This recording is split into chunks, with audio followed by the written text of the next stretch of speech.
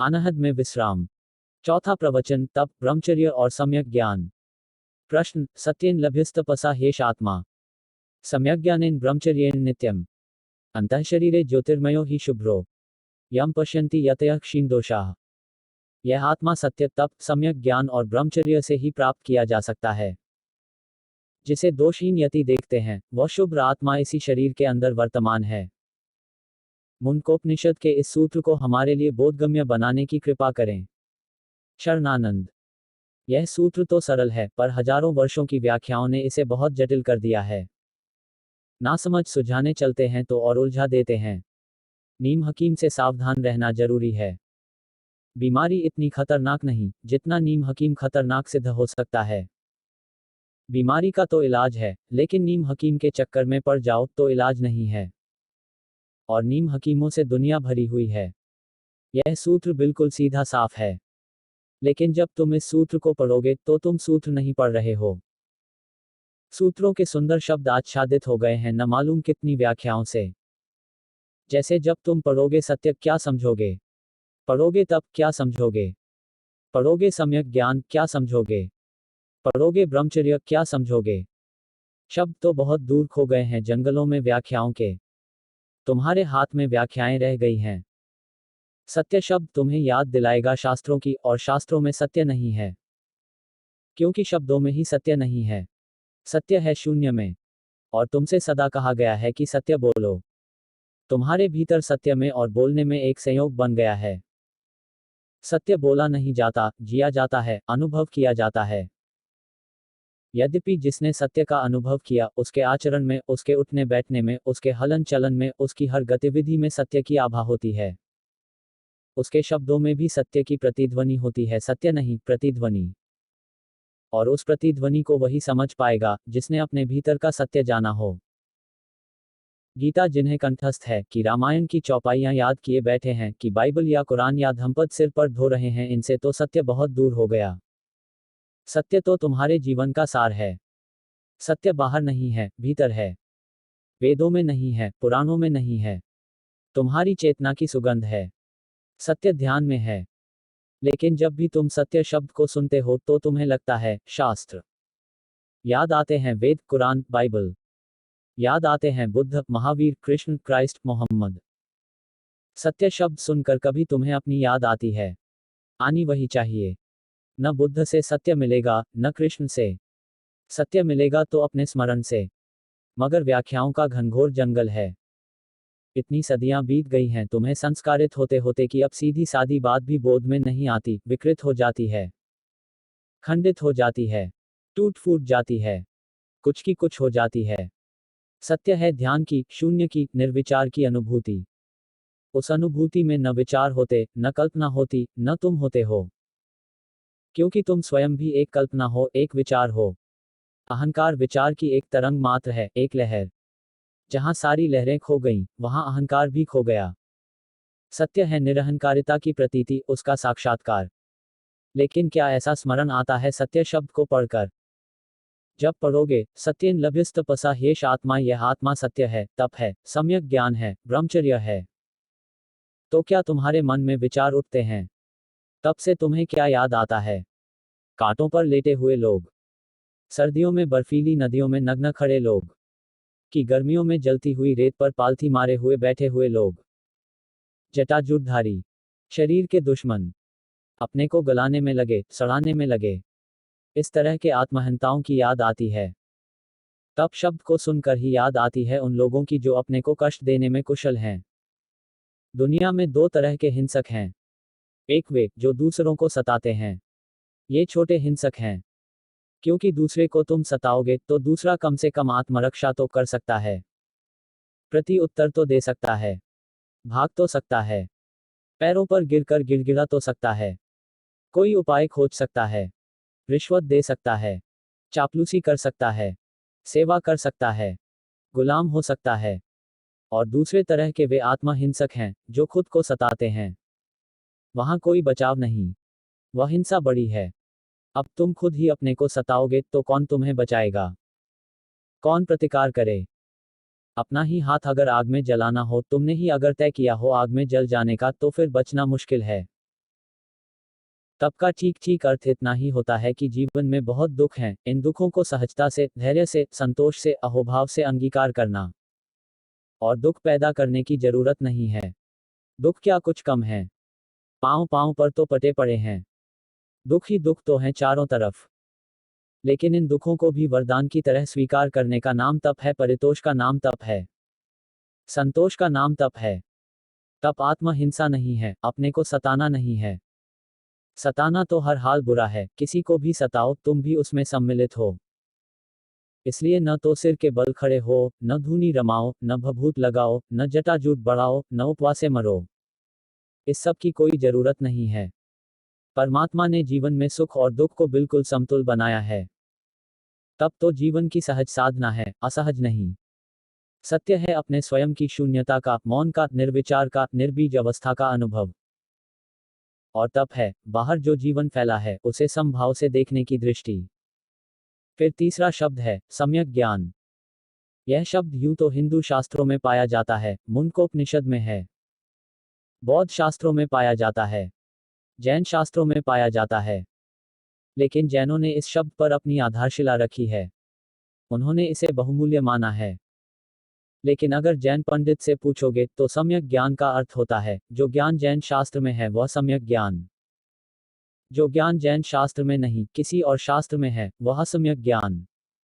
जैन शास्त्र शास्त्र, अजैन शास्त्र को शास्त्र। जैन गुरु गुरु, अजैन गुरु को गुरु। जैन मंदिर में बैठी प्रतिमा सुदेव, किसी और मंदिर में बैठी प्रतिमा को देव। इतने अद्भुत शब्द को, इतने प्यारे शब्द को ऐसा बिगाड़ा, ऐसा गंदा किया। सम्यक ज्ञान का अर्थ होता है ठीक ठीक जानना। सम्यक शब्द का अर्थ होता है ठीक, जैसा है वैसा जानना। एक ही शर्त पूरी करनी जरूरी है। जैन होना जरूरी नहीं है, हिंदू या मुसलमान होना जरूरी नहीं है। एक शर्त पूरी करनी जरूरी है, और उस शर्त में तुम बड़े चकित होगे। तुम्हें जैन होना, बौद्ध होना, हिंदू होना, मुसलमान होना छोड़ना होगा। अगर सम्यक ज्ञान को पाना है तो तुम्हें वे सारी धारणाएं छोड़ देनी होंगी जो तुम्हारे ज्ञान को सम्यक नहीं होने देती। कोई बीच में न आए, तुम सीधा सीधा जानो। जानने की क्षमता तुम्हारी निर्मल हो, स्वच्छ हो, किसी पूर्वाग्रह से आच्छादित नहीं, किसी पूर्व धारणा से भरी नहीं, दर्पण की तरह हो। जो सामने आए उसे झलका दे, जैसा है वैसा झलका दे। यूं न कहे कि इस शक्ल को मैं न दिखाऊंगा क्योंकि यह शक्ल सुंदर नहीं। कहते हैं बाबा तुलसीदास को कृष्ण के मंदिर में ले जाया गया तो उन्होंने झुकने से इनकार कर दिया। उन्होंने कहा मैं नहीं झुकूंगा, मैं तो धनुर्धारी राम के सामने ही झुकता हूं। कहा उन्होंने कृष्ण से तुलसी मात, तब नवै शर्त लगा दी कि यह तुलसीदास का जो माथा है तब झुकेगा। धनुष बाण ले हाथ, जब हाथ में धनुष बाण लोगे तो यह माथा झुकेगा। इसमें छिपे हुए अहंकार को देखते हैं, यह माथा भी सशर्त झुकेगा। पहले मेरी शर्त पूरी करो, तुम्हारे लिए नहीं झुकूंगा। मेरी शर्त पूरी होगी तो झुकूंगा, और मेरी शर्त है कि धनुष बाण हाथ लो। कृष्ण में क्या खराबी थी, बांसुरी में क्या बुराई थी। धनुष बाण से तो बेहतर है, धनुष बाण से तो ज्यादा विकसित है, धनुष बाण से तो बहुत प्यारी है। मगर नहीं, अपनी धारणा है। और यह कुछ तुलसीदास का ही रोग नहीं है, यह पीलिया सभी की आंखों पर छाया हुआ है। दर्पण की तरह जो हो जाए वह सम्यक ज्ञान को उपलब्ध होता है। दर्पण का कोई आग्रह नहीं होता, निराग्रही होता है। दर्पण के सामने सुंदर चेहरे वाला व्यक्ति खड़ा हो तो, असुंदर खड़ा हो तो, धनुष बाण लिए हुए राम खड़े हों तो, और बांसुरी बजाते कृष्ण खड़े हों तो, और नग्न महावीर खड़े हों तो, कोई भेद न पड़ेगा। दर्पण तीनों को झलकाएगा, समभाव से झलकाएगा। सम्यक ज्ञान का अर्थ होता है ठीक ठीक जानना। और ठीक ठीक जानने के लिए जरूरी है शास्त्रों से मुक्ति, सिद्धांतों से मुक्ति, धारणाओं से मुक्ति, पूर्वाग्रहों से मुक्ति। जब तुम यह सारा कचरा अलग कर दोगे, न हिंदू, न मुसलमान, न ईसाई, न जैन, तब तुम सम्यक ज्ञान को उपलब्ध हो सकोगे। और ब्रह्मचर्य से तुम क्या अर्थ लेते हो? जब यह शब्द तुम्हारे कान में पड़ता है तो तुम्हारे भीतर क्या अर्थ उमगते हैं? तो ब्रह्मचर्य से तुम्हारी धारणाएं बड़ी अजीब हैं। तुम कितने ही कस कर लंगोट बांध लो, इससे कुछ ब्रह्मचर्य नहीं हो जाएगा। ब्रह्मचर्य सिर्फ कामवासना का दमन नहीं है, कामवासना का रूपांतरण है। और दोनों में जमीन आसमान का भेद है। जो कामवासना को दबाएगा वह तो रुग्ण हो जाएगा। ब्रह्मचर्य को तो क्या उपलब्ध होगा, वह तो सामान्य नैसर्गिक वासना से भी नीचे गिर जाएगा। वह तो और भी विकृत हो जाएगा। उसके जीवन में तो हजार तरह की विकृतियां आ जाएंगी। हाँ, यह भी हो सकता है कि तुम उन विकृतियों को भी पूजा देने लगो। विकृतियां भी पूजी जा रही हैं। दबाया अगर तुमने अपनी कामवासना को तो वह उभर कर निकलेगी। हाँ, नए नए ढंग से निकलेगी कि तुम पहचान न सको। नई शक्लें लेगी, नए वस्त्र पहनेगी और निकलेगी। अब यह संयम साधना और यह अडिग खड़े होना और यह नियंत्रण को बनाए रखना, यह सब किस बात का सबूत है? अभी भी वही सब रोग भीतर छाए हुए हैं, अभी भी कहीं कुछ भेद नहीं पड़ा। नहीं तो नियंत्रण की भी क्या जरूरत थी? यह इतना संयम बांधने की भी क्या जरूरत थी? अरे, नाचती थी तो नाचने देना था। बैठते और प्रसन्न होते। अगर नाच अच्छा था तो प्रशंसा करनी थी। या कम से कम कुछ न बनता तो थोड़ा नाचते। मगर बिल्कुल खड़े रहे अपने को संभाले हुए, कि कहीं पैर फिसल न जाए। जैसे ही व्यक्ति दमन करेगा, वैसे ही उसके भीतर जो दमित वेग हैं, वे पीछे के दरवाजों से रास्ते बनाने लगेंगे। उस व्यक्ति के जीवन में दोहरापन पैदा हो जाएगा, या अनेकता पैदा हो जाएगी। उसके बहुत चेहरे हो जाएंगे। वह खंड खंड हो जाएगा। कहेगा कुछ, करेगा कुछ, सोचेगा कुछ, सपने कुछ देखेगा। उसके जीवन में विकृति ही हो जाएगी। उसके जीवन की एकता खंडित हो जाएगी। ब्रह्मचर्य का यह अर्थ नहीं है। ब्रह्मचर्य शब्द में ही अर्थ छिपा हुआ है, ब्रह्म जैसी चर्या, ईश्वरीय आचरण, दिव्य आचरण। दमित व्यक्ति का आचरण दिव्य तो हो ही नहीं सकता। पशु से भी नीचे गिर जाएगा। तुम्हारे भीतर जो काम की ऊर्जा है, वह ध्यान से जुड़ जाए। ध्यान और काम तुम्हारे भीतर जब जुड़ते हैं तो ब्रह्मचर्य फलित होता है। ब्रह्मचर्य फूल है ध्यान और काम की ऊर्जा के जुड़ जाने का।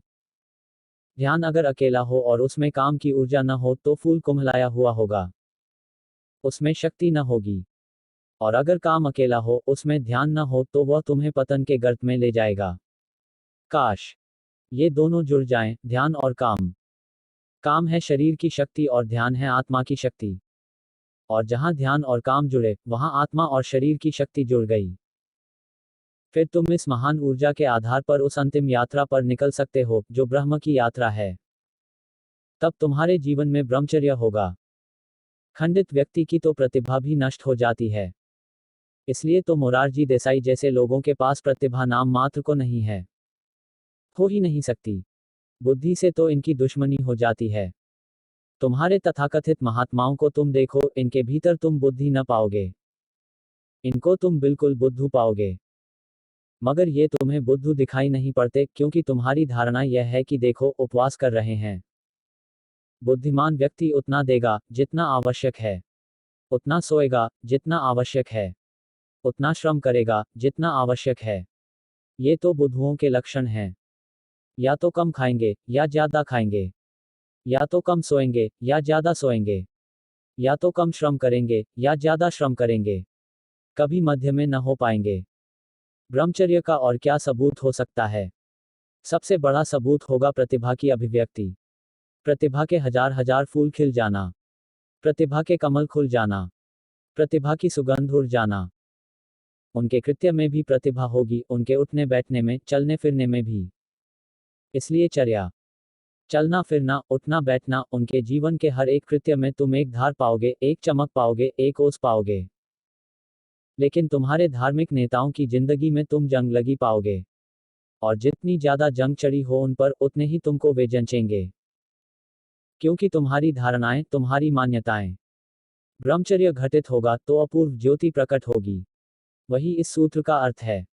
सत्येन लभ्यस्तपसा हेष आत्मा, सम्यग्ज्ञानेन ब्रह्मचर्येण नित्यम। यह आत्मा अभी मिल जाए, मिली ही हुई है। बस इतना ही चाहिए कि तुम सत्य को जान लो शून्य में।